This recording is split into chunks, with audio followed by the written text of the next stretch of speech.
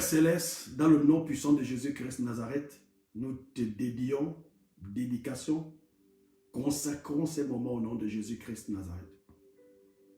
Prions que l'action du Saint-Esprit soit tellement évidente, afin que toute personne connectée soit bénie, toute personne connectée soit visitée, toute personne connectée soit affectée par la puissance du Saint-Esprit et par l'action de la parole de Dieu. Nous prions que cette soirée soit une soirée extraordinaire à cause des signes, des miracles et des prodiges que tu vas opérer dans la vie de ton peuple. Nous voulons assainir l'atmosphère spirituelle de nos vies et de tous ceux qui nous regardent, même de Facebook, par le sang de Jésus-Christ de Nazareth, afin qu'aucune interférence, aucune action de l'ennemi ne puisse venir, Seigneur, nuire à ces moments de communion fraternelle, à ce moment de révélation et d'enseignement de la parole de Dieu. Sois béni, sois élevé et sois magnifié à jamais au nom de Jésus-Christ. Amen. Ok, nous allons commencer. Donc comme ça, nous allons ouvrir nos Bibles.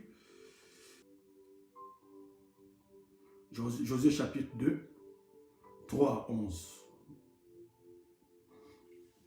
Je vais lire. Ok. 3 à 11. Le roi de Jéricho envoya dire à Rahab, fais sortir les hommes qui sont venus chez toi, qui sont entrés dans ta maison, car c'est pour explorer tout le pays qu'ils sont venus. La femme prit les deux hommes et les cacha et dit, il est vrai que les hommes sont arrivés chez moi, mais je ne savais d'où ils étaient, et comme la porte a dû se fermer de nuit, ces hommes sont sortis, j'ignore où ils sont allés. Hâtez-vous de les poursuivre et vous les atteindrez.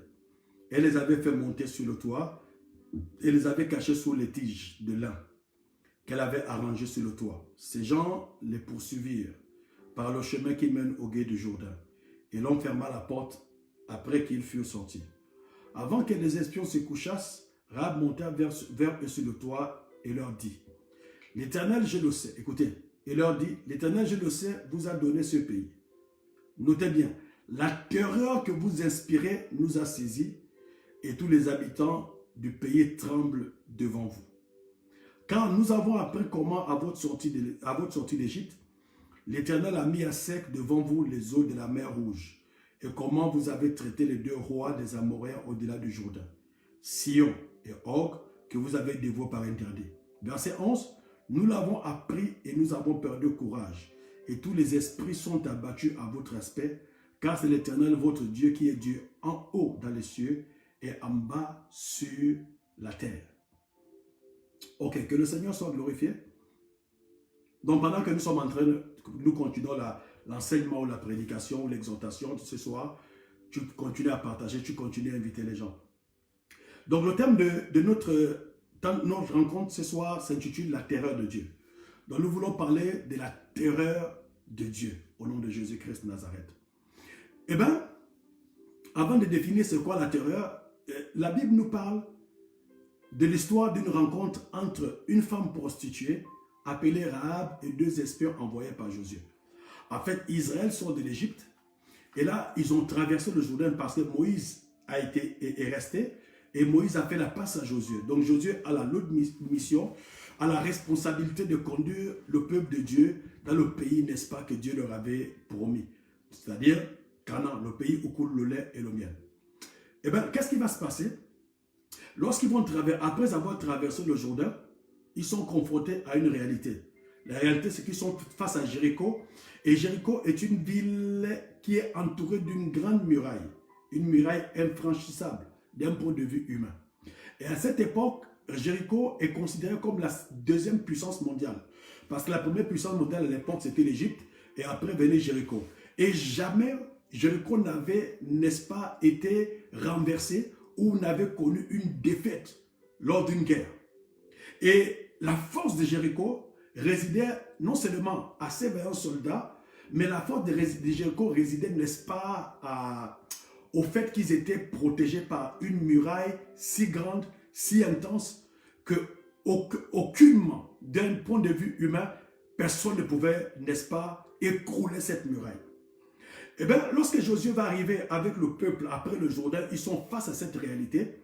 La Bible dit que Josué va envoyer deux espions pour aller explorer le pays. Explorer le pays, c'est-à-dire aller, n'est-ce pas, remarquer ou alors chercher à détecter les lieux faibles par lesquels Israël pouvait, n'est-ce pas, entrer dans la ville et pour la, n'est-ce pas, pour la dévouer par interdit ou alors pour la conquérir après, selon, n'est-ce pas, la volonté de Dieu ou la pensée ou alors l'ordre que Dieu avait donné à Josué. Et qu'est-ce qui va se passer? La Bible dit que ces deux espions vont arriver, ils vont atterrir chez une prostituée. Maintenant, il y a quelque chose que j'aimerais d'abord relever avant de toucher la terreur de Dieu. C'est que Josué fait une exception ici. Pourquoi? Parce qu'à l'époque de Moïse, lorsqu'il était question d'aller explorer le pays qu'Israël allait conquérir, qu'est-ce qui s'est passé? La Bible nous dit que Moïse avait envoyé 12 personnes. Donc il a envoyé 12 personnes pour aller explorer le pays. Et à leur retour, ils sont venus, ils ont fait, n'est-ce pas, un rapport négatif. Ils ont fait un rapport négatif, excepté 2 personnes, n'est-ce pas, Josué et Caleb. Et lorsque Moïse meurt, qu'est-ce qui va se passer? Josué prend la relève et cette fois-ci, Josué n'imite pas Moïse. Josué va envoyer 2 espions pour aller explorer le pays. En fait, les 2 espions que Josué est en train d'envoyer ici sont prophétiques. Les 2 espions que Josué envoie ici sont synonymes d'une ère nouvelle, n'est-ce pas? Les 2 espions que Josué envoie ici sont très significatifs. C'est une interpellation. Parce que il y a un temps qui vient de passer, il y a un nouveau temps. Le temps de Moïse vient de, la page de Moïse vient de se fermer. Il y a une nouvelle page qui s'ouvre et c'est la page de Josué. Et Josué veut marquer la différence, n'est-ce pas, entre la méthode ou la méthodologie de Moïse et celle de Josué. Josué envoie 2 espions. Et ces 2 espions, comme j'ai dit, sont très significatifs et sont prophétiques, n'est-ce pas, par rapport au temps que nous sommes ici. Et ces 2 espions ne vont pas atterrir n'importe où, ils vont atterrir chez une prostituée. J'aimerais que vous m'écoutez bien. Ils vont atterrir chez une prostituée appelée Rahab. Et par le contact de Rahab avec ces 2 espions, la vie de Rahab va être transformée. Cette fille va, n'est-ce pas, cette dernière va, n'est-ce pas, devenir plus tard, va se greffer au peuple juif. Donc les 2 espions que Josué envoie ici ne sont autres que l'image de 2 éléments fondamentaux sur lesquels la vie chrétienne est bâtie. Les 2 éléments, les 2 espions ici représentent la parole de Dieu et la prière. La parole de Dieu et la prière. Et lorsque la parole de Dieu arrive chez Rahab, Rahab représente ici le peuple païen que nous étions, excusez-moi, que nous étions. Et lorsque les 2 espions sont arrivés, quand la parole de Dieu plutôt, et le Saint, je vous le dis, la parole de Dieu et le Saint-Esprit, s'il vous plaît. Donc les 2 espions représentent la parole de Dieu et le Saint-Esprit. Et je vais dire quoi? Rahab, c'est l'image des païens que nous étions. Et qu'est-ce qui se passe? Lorsque la parole de Dieu et le Saint-Esprit ont atterri dans nos vies, nous avons été transformés. Et qu'est-ce qui s'est passé? De par ce contact, Rahab a fait une alliance avec ces 2 espions. Et de par cette alliance, la vie de Rahab non seulement a été épargnée, mais alors Rahab a été greffé au peuple juif par la suite. Donc lorsque nous païens, nous avons reçu la parole de Dieu, notre vie a été transformée. Notre vie a été épargnée de la mort parce que nous avons, n'est-ce pas, accepté Jésus-Christ comme Seigneur et Sauveur personnel de notre vie. Et ensuite, nous avons eu accès à la vie éternelle. Et après ça, qu'est-ce qui va se passer? Nous nous sommes greffés, nous sommes devenus le peuple de Dieu en faisant alliance avec Dieu par le canal du sang de Jésus-Christ de Nazareth. Donc vous allez voir que ce dernier temps, Dieu travaille avec 2 éléments. Et ces 2 éléments sont indispensables. Pour un ministère efficace, tu as besoin de ces 2 éléments. Tu as besoin de l'esprit et de la parole. Si tu as l'un et tu as mis l'autre de côté, le ministère va boiter. Pour une église efficace, on a besoin, n'est-ce pas, de ces 2 éléments. Vous allez même vous rendre compte que lorsque vous lisez Luc chapitre 10, quand on parle de la parabole du bon samaritain, lorsque le bon samaritain va prendre, n'est-ce pas, la personne, le monsieur qui avait été, n'est-ce pas, attaqué par les brigands, il va le transporter, la Bible dit, à l'hôtellerie. Et à l'hôtellerie, lorsque le lendemain, il va prendre la route. Et il va confier, n'est-ce pas, ce monsieur à l'hôte. Et c'est 2 choses qu'il va remettre à l'hôte, n'est-ce pas, pour prendre soin de ce monsieur qui avait, n'est-ce pas, été endommagé par les brigands. Et ces 2 éléments ne sont autres que la parole de Dieu et le Saint-Esprit. Donc si premièrement nous voulons avoir une vie équilibrée, un ministère équilibré, une église équilibrée, une vie chrétienne équilibrée, nous devons, n'est-ce pas, associer ces deux éléments qui sont indispensables pour notre vie chrétienne, qui sont indispensables pour notre percée, qui sont indispensables pour notre équilibre, qui sont indispensables pour la manifestation de la gloire de Dieu. Vous allez même vous rendre compte que qu'est-ce qui fait que on parle de la parabole des 10 vierges, alors qu'elles sont là en compte de l'époux, elles avaient deux éléments. Elles avaient la lampe et elles avaient l'huile. La lampe qui représente la parole de Dieu et l'huile qui représente le Saint-Esprit. Donc ces deux éléments sont indispensables. Indispensables. Or si nous mettons de côté ces deux éléments, c'est dangereux. Donc les deux espions arrivent chez Rahab pour explorer le pays, n'est-ce pas? Pour repérer les zones faibles du pays, pour repérer les zones à travers lesquelles Israël peut conquérir Jéricho. Et là, ils atterrissent chez Rahab. Mais lors de leur entretien, ou de leur échange, ou de leur dialogue avec Rahab, qu'est-ce qui va se passer? Rahab va leur donner une information dont ils n'étaient pas au courant. Rahab va leur dire une chose. Je vais lire s'il vous plaît. Si vous m'avez bien, Rahab va leur dire à partir du verset, nous sommes au chapitre 2, voilà, chapitre 2 de Josué, au verset 8. Rahab va leur dire, avant que les espions ne se couchassent, Rahab monta sur le toit et leur dit, l'Éternel, je le sais, vous a donné ce pays. La terreur que vous inspirez, nous a saisis. Donc Rahab va informer aux espions de l'impact, de l'influence qu'ils avaient sur Jéricho, alors qu'ils n'avaient même pas encore conquis Jéricho, sur le plan humain, mais sur le plan spirituel, il y a quelque chose qui les avait déjà précédés. La Bible dit que Rahab va leur dire que la terreur, c'est ça, verset 8, la Bible dit, je sais, verset 9, et elle leur dit, l'Éternel, je le sais, vous a donné ce pays. La terreur que vous espérez nous a saisis, et tous les habitants du pays tremblent devant vous.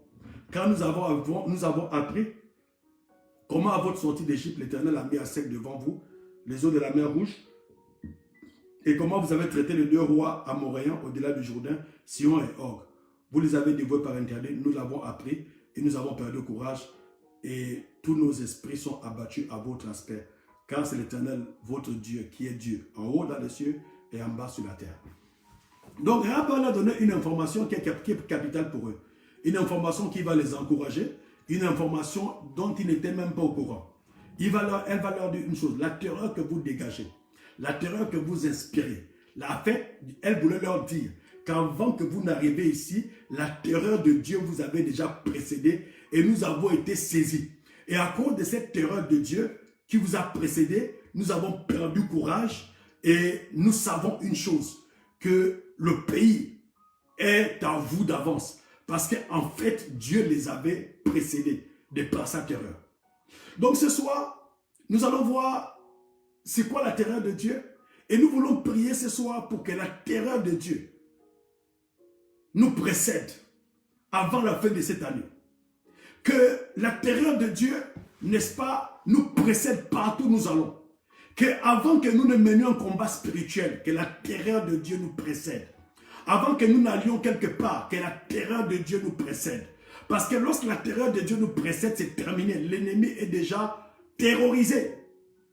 L'ennemi est déjà abattu. L'ennemi perd sa force. Il perd tous ses moyens, n'est-ce pas? Et qu'est-ce qui va se passer? Il perd tous ses moyens et c'est terminé pour lui. Donc, et je me suis rendu compte d'une chose. Lorsque vous lisez, par exemple, depuis la sortie comment on appelle ça? D'Israël de l'Égypte jusqu'à Canaan, l'une des armes que Dieu a beaucoup utilisées, n'est-ce pas, pour amener Israël à la victoire, je vous dis la vérité, c'est la terreur. C'est la terreur. C'est la terreur. Et nous allons voir ce soir, qu'est-ce que la terreur de Dieu peut avoir comme impact dans la vie de nos ennemis. Et j'ai compris une chose. C'est pourquoi l'une des armes que le diable utilise, c'est aussi la terreur. Quand le diable veut déstabiliser une personne, quand il veut déstabiliser un foyer, quand il veut déstabiliser une église, quand il veut déstabiliser même une nation, l'une des armes qu'il utilise le plus souvent, c'est la terreur. C'est la terreur. Il nous terrorise avant. Et là, qu'est-ce qui se passe lorsque nous sommes terrorisés comme ça? Qu'est-ce qui se passe? Nous perdons tous nos moyens et c'est terminé. Hein? Qu'est-ce qui va se passer? Rahab va leur dire que la terreur de Dieu terreur de Dieu vous a précédé. Donc avant qu'Israël n'arrive quelque part, la terreur de Dieu les avait déjà précédés. La terreur de Dieu avait déjà paralysé tout Jéricho. La terreur de Dieu avait déjà paralysé, neutralisé même les vaillants soldats de Jéricho. Je suis venu dire à quelqu'un ce soir, peut-être que tu ne le sais pas, cesse d'avoir peur. Cesse d'avoir peur de sorciers. Cesse d'avoir peur du danger. Cesse d'avoir peur de tout ce que tu vois. Parce que l'ennemi sait une chose. Que avant que tu ne commences le combat spirituel, avant que tu ne mènes ce combat, la terreur de Dieu t'a déjà précédé. Et comme tu n'es pas conscient, tu n'es pas au courant de cette information, lui, qu'est-ce qu'il fait? Il te terrorise aussi d'avance. Parce qu'il connaît l'impact et les effets que la terreur a à avoir. Et maintenant, lorsque vous lisez par exemple Josué chapitre 2 à partir du verset 20 là, les espions vont venir faire le rapport à Josué pour dire Josué, oh, on ne savait pas, mais nous avons reçu une information de la part des Rahab. Josué, tout le peuple là, il tremble devant nous. La terreur de Dieu nous a précédés. Tous à notre approche ont déjà perdu courage. Tous à notre approche ont déjà même laissé les armes. Tous savent que nous allons les conquérir. Mais pourquoi? Parce que la terreur de Dieu les avait déjà précédés. Alléluia. Donc je suis venu dire à quelqu'un, à partir d'aujourd'hui, cesse d'avoir peur. Cesse de t'inquiéter.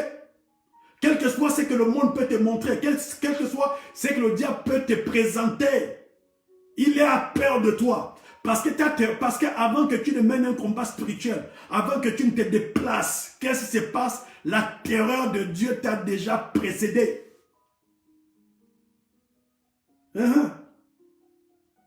La terreur de Dieu t'a déjà précédé. Et comme l'ennemi sait que tu n'es pas au courant, parce que même Josué n'était pas au courant, il fallait que les espions lui fassent le rapport pour dire, ah Josué, nous sommes allés à Jéricho, nous avons exploré le pays, nous sommes allés chez une prostituée qu'on appelle Rahab, mais les informations que Rahab nous a données sont encourageantes. Les informations que Rahab nous a données nous ont fortifiés. Les informations que Rahab nous a données nous prouvent que Dieu est vraiment avec nous dans ce combat. Josué, c'est même pas la peine de nous inquiéter parce que le peuple seulement, à notre approche, à notre aspect, ils sont déjà terrorisés. Je suis venu dire à quelqu'un ce soir, oh, enfant de Dieu, cesse d'avoir peur des sorciers. À ton approche, ils sont terrorisés. Enfant de Dieu, cesse d'avoir peur du combat. Parce que lorsque tu commences, lorsque tu engages un combat spirituel, avant même que tu ne commences à prier, avant même que tu n'ailles sur le lieu du combat, la terreur de Dieu t'a déjà précédé. Alléluia. Et c'est pourquoi vous allez voir que la Bible dit, notre ennemi, le diable, rôde comme un lion rugissant, cherchant qui dévorer. Pourquoi? Parce que le diable est un falsificateur. Il n'est pas un lion authentique. Or, qu'est-ce qui fait, quelle est l'une des choses qui caractérise le lion? C'est la terreur. Quand le lion rugit dans la forêt, automatiquement, que tu sois qui, que tu sois éléphant, que tu sois n'importe, quand le roi de la forêt a rugi, ça terrorise et ça paralyse toute la forêt. La Bible dit une chose, dans Amos chapitre 3, verset 8, la Bible dit, le lion rugit, qui ne serait effrayé? Donc quand le lion rugit, qui ne serait effrayé? Et c'est pourquoi le lion, le faux lion, édenté, n'est-ce pas? Il utilise le même procédé pour nous effrayer. Pour que nous puissions perdre courage, pour que nous puissions, n'est-ce pas, baisser les bras, pour que nous ne puissions pas, n'est-ce pas, aller à la conquête. Il connaît l'importance de la terreur. J'arrive quelque part. Regardez,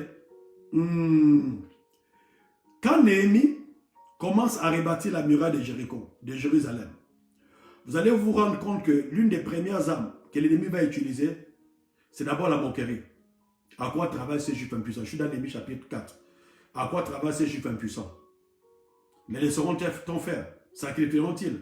Redonneront-ils vie à des pierres ensevelies sous des morceaux de pierre? Tobias Lamonite dit, laissez-les bâtir.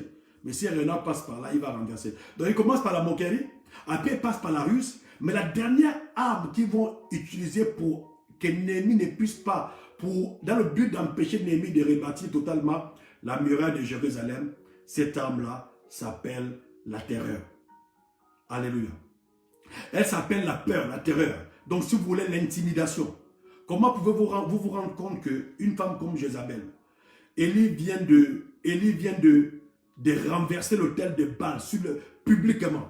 Élie vient d'humilier les prophètes de Baal et d'Astarté publiquement. Mais alors qu'Élie est seul dans sa maison, Jézabel va la terroriser en envoyant une simple lettre pour dire, si moi je suis la femme du roi, si demain Élie, sa tête n'est pas décapitée, comme il a fait pour les prophètes de Baal et d'Astarté, c'est que je ne suis pas la reine. Mon ami, Jézabel, c'est la femme du roi. Elle n'a pas besoin d'envoyer un courrier à Élie pour venir tuer Élie. Elle peut envoyer une garnison de militaires venir attraper Élie et le décapiter. Mais Jézabel savait une chose, que Dieu était avec Élie. Jézabel savait une chose, que Élie était un serviteur de Dieu. Jézabel savait une chose, que pour amener Élie à baisser les bras, à baisser la garde, il fallait le terroriser.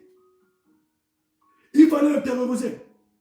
Et quand Élie a été terrorisé, il a oublié l'onction, il a fui même.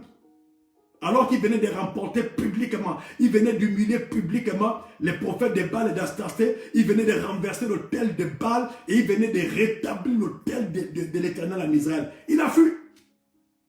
Pourquoi? Parce que l'ennemi connaît la puissance de la terreur. Nous sommes ici en France, nous sommes en Europe, nous sommes aux États-Unis, nous ne sommes pas, même en Afrique aujourd'hui.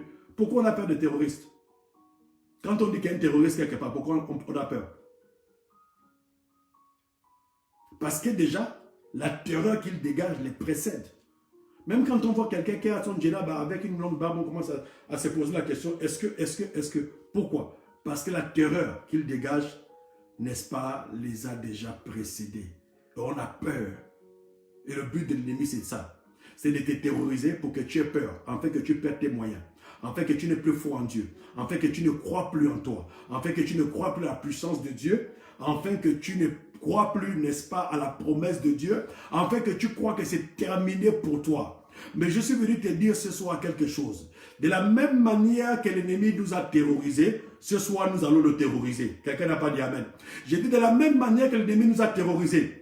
Depuis 5 ans, depuis 10 ans, depuis 3 ans, de la même manière que l'ennemi nous a terrorisés, nous allons le terroriser ce soir, n'est-ce pas? Et cette fois-ci, nous allons employer la terreur de Dieu.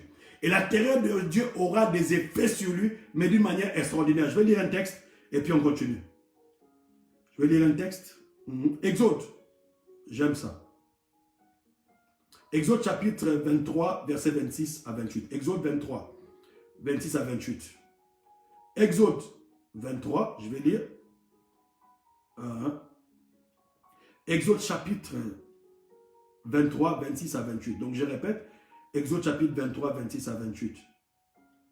La Bible dit, il n'y aura dans ton pays ni femme qui avorte, ni femme stérile. Je remplirai le nombre de tes jours. Ça c'est pour moi, au nom de Jésus-Christ. Je remplirai le nombre de tes jours. Maintenant, au verset 27, il dit, j'enverrai ma terreur devant toi. Je mettrai en déroute tous les peuples chez lesquels tu arriveras. Et je ferai tourner le dos devant toi à tous tes ennemis. Oh là là, verset 28, j'enverrai les frélons devant toi. Ils chasseront loin de ta face les Héviens, les Cananéens et les Étiens. Ok. Donc verset 27, il dit j'enverrai, c'est Dieu qui dit. Là, il est en train de parler à Israël, alors qu'ils sont en train d'aller à la conquête. Il leur dit, il y a une chose dont vous devez être sûr, c'est que j'enverrai ma terreur devant toi. Et là, qu'est-ce qui va se passer? J'enverrai ma terreur devant toi et je mettrai en déroute tous les peuples chez lesquels tu arriveras et je ferai tourner le dos devant toi à tous tes ennemis. Donc comprenez que la terreur de Dieu, premièrement, qu'est-ce qu'elle fait? Elle fait en sorte que nos ennemis tournent le dos devant nous. C'est-à-dire à notre approche, lorsque nous arrivons, la terreur de Dieu nous a précédés et quelle que soit la taille du Goliath, quelle que soit la taille de l'ennemi, quelle que soit la puissance de l'ennemi, lorsque la terreur de Dieu nous a précédés, l'ennemi va tourner le dos devant nous. Il va faire demi-tour. Il va faire demi-tour. Voici pourquoi à partir d'aujourd'hui, ne crains plus l'ennemi, ne crains pas. Regarde, si tu crains un sorcier, hein, ça c'est quand tu as peur d'un sorcier. Je n'ai pas dit qu'il n'existe pas. Mais ne te laisse pas terroriser par le sorcier. Parce que l'ennemi connaît que avant de t'abattre, avant de t'empêcher de conquérir, il faut d'abord que tu sois terrorisé. Or, Dieu nous promet qu'à l'approche de nos ennemis, il y a une chose qui va nous précéder, c'est sa terreur. C'est la terreur de Dieu. Et cette terreur-là, regardez. Ok. Il dit au verset 28, « J'enverrai les frelons devant toi et ils chasseront loin de ta face les éviens. » Ok. Donc la terreur de Dieu met en déroute nos ennemis. Non seulement la terreur de Dieu met en déroute nos ennemis, la terreur de Dieu paralyse et neutralise nos ennemis. Non seulement la terreur de Dieu met en déroute nos ennemis et paralyse et neutralise nos ennemis, la terreur de Dieu désarme nos ennemis. Et la Bible dit que les armes avec lesquelles nous combattons, elles ne sont pas charnelles, mais elles sont spirituelles par la vertu de Dieu et capables de renverser les forteresses. Vous voyez un peu comment Rahab, n'est-ce pas, va informer à ces deux espions que, monsieur, à votre approche, nous avons perdu courage. La terreur de votre Dieu vous a précédé et nous avons appris les exploits que votre Dieu a fait. Les sorciers savent que tu es enfant de Dieu et ils savent qu'à ton approche, la terreur de Dieu te précède. Donc à partir d'aujourd'hui, cesse d'avoir peur. Cesse d'avoir peur, cesse de te lamenter, cesse, n'est-ce pas, de baisser les bras. Le but de l'ennemi, c'est de te faire baisser les bras. Mais la Bible dit que notre Dieu, il s'appelle le lion de la tribu de Juda. Or, le lion est caractérisé par la terreur. Lorsqu'un lion rugit, la Bible dit, le lion rugit, qui n'aura pas peur. Donc, à chaque fois qu'un lion rugit, obligé d'avoir peur. Donc, tout le monde est terrorisé lorsque le lion rugit. Et c'est pourquoi je disais dans le truc que c'est pourquoi le diable maintenant, lui qui n'est pas un vrai lion, il est, comment dire, la falsification du lion. Qu'est-ce qu'il fait? L'une de ses capacités, c'est-à-dire, c'est de chercher à terroriser les chrétiens. Parce qu'il sait que la terreur, n'est-ce pas, fait tourner le dos à l'ennemi. Il sait que la terreur, n'est-ce pas, nous paralyse l'ennemi. Il sait que la terreur, n'est-ce pas, fait perdre, n'est-ce pas, courage à l'ennemi. La terreur. Voici pourquoi il utilise cette arme-là, n'est-ce pas, pour nous influencer et pour nous impacter. Et ma prière ce soir est que nous puissions, n'est-ce pas, utiliser en retour cette arme-là pour le déstabiliser. Ce soir, nous voulons utiliser cette arme-là, n'est-ce pas, pour le neutraliser. Ce soir, nous voulons utiliser cette arme-là pour le paralyser. Ce soir, nous voulons utiliser cette arme-là, n'est-ce pas, pour qu'il tourne le dos devant nous et il s'enfuit. Nous avons une arme très efficace, la terreur de Dieu. Et nous voulons prier ce soir que peu importe le combat que tu mènes, à partir d'aujourd'hui, ce combat-là, tu n'iras plus comme ça. Tu es conscient que à chaque fois que tu mènes un combat spirituel, la terreur de Dieu t'a précédé. Ne te laisse pas impressionner par l'ennemi. Ne te laisse pas impressionner par la taille de Goliath. Voyez un peu comment Goliath a terrorisé Israël pendant 40 jours. La Bible dit que là, qu'est-ce qui va se passer? Les Philistins sont venus, n'est-ce pas, combattre Israël. Israël aussi est sorti à la rencontre des Philistins. Et ils se sont rendus compte que si Israël reste en ordre de bataille, il ne peut pas vaincre Israël. Parce que quand Israël est uni, il ne peut pas les vaincre. Alors qu'est-ce qu'il fallait faire? Il fallait terroriser Israël. Il fallait créer une peur qui va paralyser Israël. Il fallait créer une peur qui va neutraliser Israël. Il fallait créer une peur, n'est-ce pas, qui va faire perdre courage même aux vaillants hommes de l'armée d'Israël. Et qu'est-ce qu'ils ont fait? Ils ont sorti Goliath. Et Goliath est venu, n'est-ce pas? Quand Goliath est venu, ils ont vu un géant. Quand Goliath est venu, ils ont vu un homme qui n'a jamais perdu une bataille. Ils se sont dit, non, cet homme-là est invincible. Toute l'armée d'Israël, pendant 40 jours, a été terrorisée par un seul homme, par un géant. Et les Philistins connaissaient, savaient que si on veut vaincre Israël, il faut envoyer Goliath. Mais lorsque David est arrivé, David ne s'est pas laissé terroriser par Goliath. Au contraire, il n'a pas eu peur. Il a dit, mais qui est cet incirconcis-là qui ose insulter l'armée de Dieu vivant? C'est qui cet incirconcis? Il a minimisé. Parce qu'il savait que lorsque tu t'engages dans un combat, tu commences à insulter l'armée de Dieu vivant. Tu commences à t'en prendre aux enfants de Dieu. Ce qui est sûr, c'est que tu vas perdre ce combat. Mais regardez comment Israël, n'est-ce pas, est en train de reculer pendant 40 jours devant un seul homme. À cause de sa corpulence, à cause de sa carrure, à cause des paroles, du défi qu'il a lancé à Israël. Tout le monde avait peur. Ils étaient tellement terrorisés que même lorsque David est venu pour relever ce défi, le roi lui a dit que non, toi tu es un petit enfant. Cet homme est un vaillant soldat, un héros depuis sa naissance. Donc David ne s'est pas laissé impressionner par la terreur qu'avait déjà envahi Saül, le roi même. Il a dit non, non, non, non, tu ne me connais pas.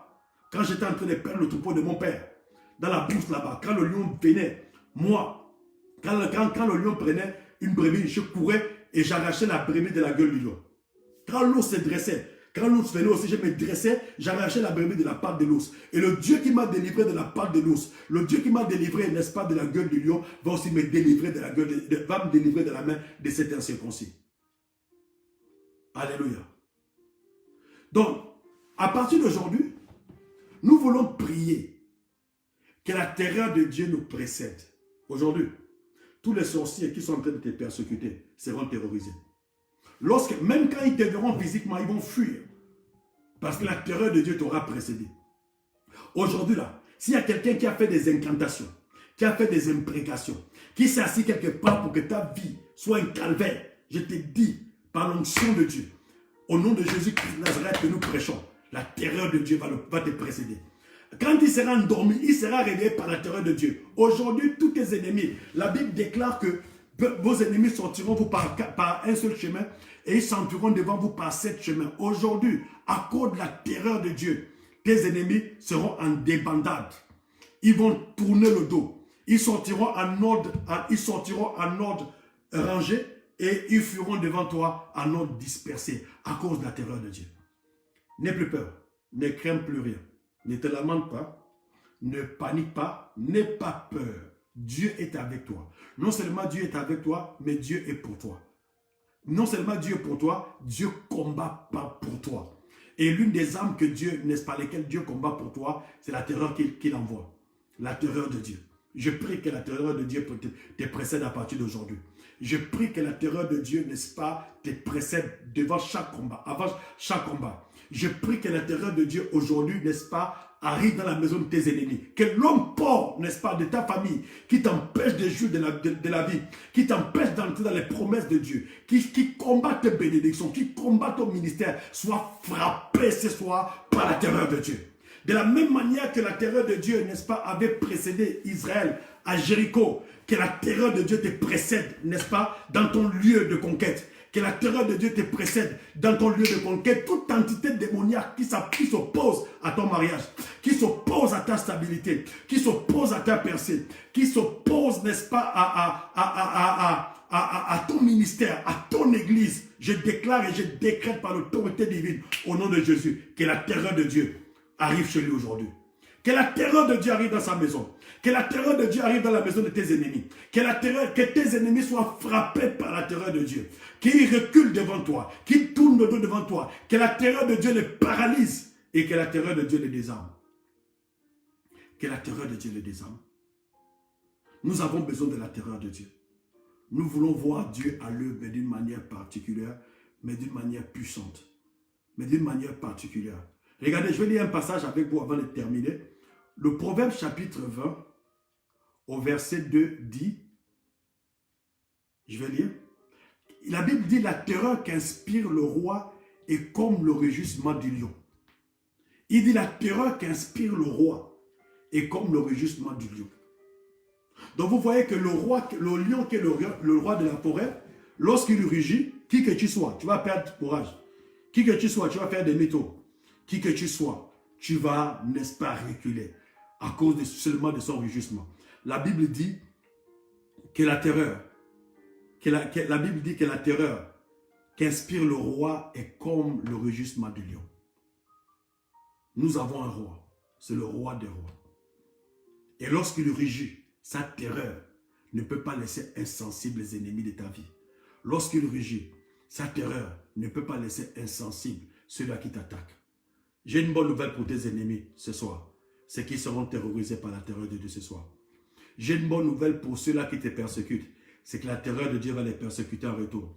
J'ai une bonne nouvelle pour ceux-là qui te poursuivent. C'est que la terreur de Dieu va leur faire tourner le dos devant toi. J'ai une bonne nouvelle pour ceux-là qui sont sortis, qui ont conspiré contre toi dans le but de te tuer, dans le but de t'engloutir, dans le but de t'humilier. C'est que la terreur de Dieu vient leur rencontrer ce soir. J'ai une bonne nouvelle pour la maladie qui t'oppresse. J'ai une bonne nouvelle pour le cancer. Le cancer sera terrorisé par la terreur de Dieu. J'ai une bonne nouvelle pour le célibat. L'esprit de célibat sera terrorisé par la terreur de Dieu. Oh, j'ai une bonne nouvelle, n'est-ce pas, pour ceux-là qui te persécutent, pour ceux-là qui te font la guerre. Ne t'inquiète pas, ne panique pas, reste cool, reste calme. Laisse la terreur de Dieu te précéder partout où tu iras. J'ai une bonne nouvelle pour cette personne à qui on a refusé un travail. Ce n'est pas un problème, répare. La terreur de Dieu sera avec toi. Et à ton approche, ils vont perdre courage. À ton approche, ils vont laisser tomber leurs armes. À ton approche, ils seront déstabilisés. À ton approche, ils ne pourront pas te regarder les yeux dans les yeux parce que la terreur de Dieu te précède partout où tu vas.